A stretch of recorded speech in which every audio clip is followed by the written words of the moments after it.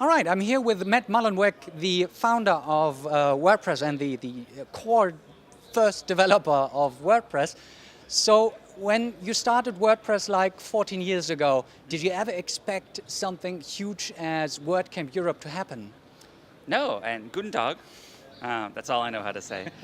But WorkCamp Europe it's the largest WordCamp in the world now. I would expect WordCamp US to be one, but no, Europeans have really come together, created a beautiful community, a beautiful event. It's very inclusive, and I'm really proud of what's been happening over here. And it's always exciting. I just kind of walked through the halls and checked out all the companies and met a bunch of people. I'm constantly surprised by the growth, but I'm also optimistic.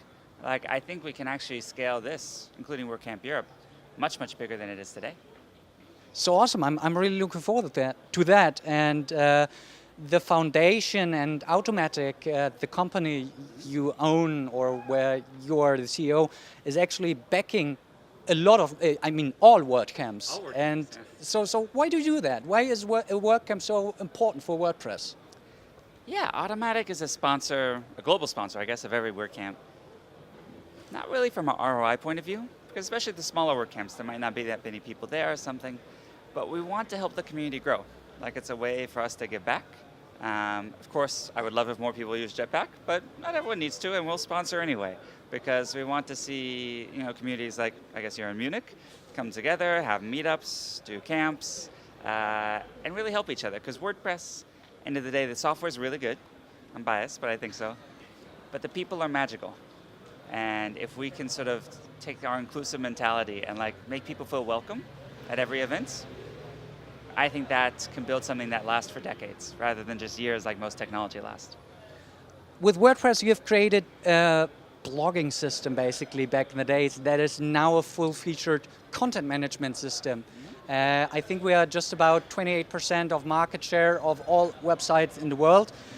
And we're currently disrupting the e-commerce market with WooCommerce being the most used e-commerce system in the world suddenly, like over the last 2-3 years.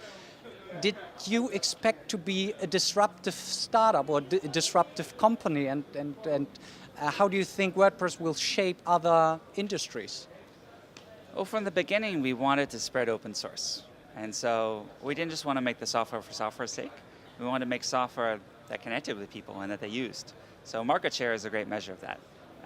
I do hope that we can, not disrupt, but bring open source to many other areas in the future. I think that we have many years to go with commerce. It's very early days. I think we have a lot of years to go on the CMS and blogging side as well. I'm very excited about our Gutenberg editor. And I think that will open up WordPress. There's several billion people coming online over the next 10 to 20 years. I want them to be able to experience the open web, the independent web, that I remember from like 10 or 15 years ago. And open source is the foundation of that. And we're only going to get them if we make WordPress as internationalized, as inclusive, and as easy to use as possible. So one last question. A lot of culture you're carrying to the WordPress community. You actively live at your company Automatic, like remote working, and you just recently closed your San Francisco office because no one went there and no one came there. How do you work with so many people remotely and still create like a virtual water cooler effect and spread knowledge around the company? How do you achieve that? Well, we use WordPress first and foremost. So instead of email, we blog to each other using the P2 theme, which is an open source theme available for WordPress. We use tools like Slack for chat. And then for video meetings, we use something called Zoom. So between those three, we kind of get a lot of what you need to do if you're in person. And that allows us the vast majority of the year to work great. The final thing, though, much like WorkCamp Europe brings together people from all over Europe and the world, we bring the whole company together once a year, and individual teams 2 or 3 times a year. Awesome. So that way you can have that human connection that later when you go back to your computer, you still have that thread between us, that allows you to hear their tone of voice or get their humor, or maybe just give them a little bit of a benefit of a doubt when you read something that doesn't seem like you're very good. Awesome, thank you, Matt. I hope you have a blast of time here in Paris, and thank you for that. Of course.